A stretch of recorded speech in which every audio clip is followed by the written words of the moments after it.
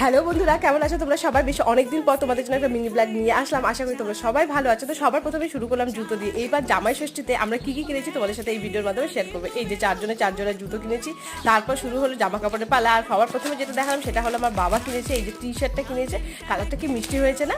তারপর এই যে জামাইয়ের শপিং শুরু হলো, জুতোটা একটা দেখিয়ে নিয়েছি। তারপরে যে প্যান্ট, শার্টের পিস, শার্ট আর শার্টের কালারটা কেমন হয়েছে তোমরা নিশ্চয়ই আমাকে কমেন্ট সেকশনে জানিও। আর আমার মা এবার শাড়িটা নিয়ে নিয়েছে এই যে সিলেদাসের এত সুন্দর ব্যাগটা। আর তারপর আমি নিয়েছি একটা টেবিল কভার। তো এইগুলোই সমস্ত কিছু শপিং করেছি।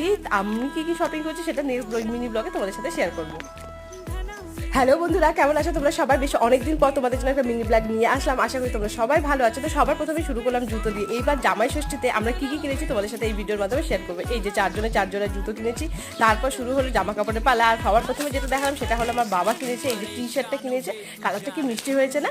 তারপর এই যে জামাইয়ের শপিং শুরু হলো, জুতোটা একটা দেখিয়ে নিয়েছি। তারপর